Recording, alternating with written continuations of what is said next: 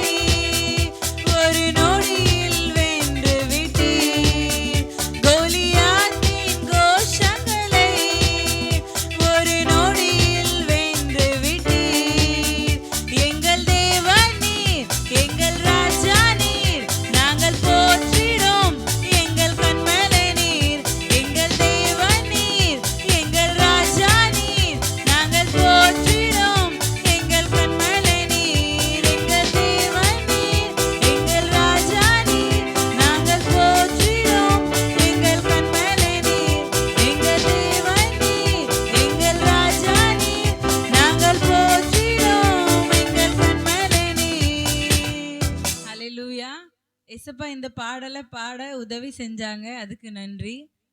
நம்ம எல்லாரும் எவ்வளோ கஷ்டத்துல எவ்வளோ நெருக்கத்துல இருந்தாலுமே கர்த்தர் நம்மளோடு இருப்பார்.